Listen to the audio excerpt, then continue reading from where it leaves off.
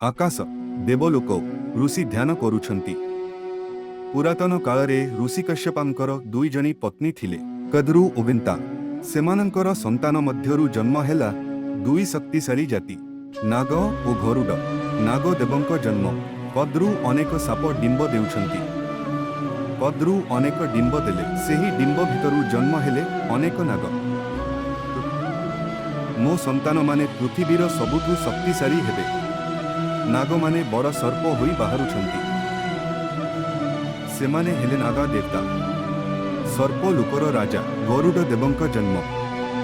बिनतांक डिंब फाटुछि।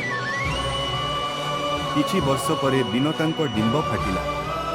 सेठारु जन्म हेले शक्तिशाली पक्षी गरुड। गरुड मु आकाशर राजा हेबी।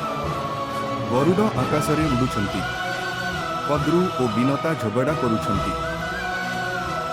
दिने कद्रु ओ बिनता एक घोड़ा को देखिले।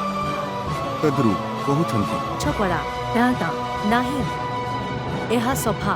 दुहे एक शर्त लगाइले। कद्रु तांको नाग पुओ मानंकु कहिले, घोड़ार पुछकु कला देखा। साप माने पुछरे लागि गले। बिनता हारी गले। दासी हेबा शर्त हारिबारु बिनता कद्रुंको दासी हेले। बिनता दुखित। तुमे काहींकि दुखिता? गरुड देव माँ कहउछंती, मु नागमानंक दासी होईगली। गरुड रागी गले। गरुड देव कहउछंती, मु मो माकु मुक्त करिबी। नागमाने कहिले, जदि तुमे स्वर्गरु अमृत आनिब ताहेले आमे तुम माकु छाडिबु। गरुड स्वर्गकु उडुछंती अमृत आनिबाकु। गरुड देवता मानंक सह युद्ध करुछंती। गरुड तांक शक्तिरे स्वर्गरु अमृत आनिले।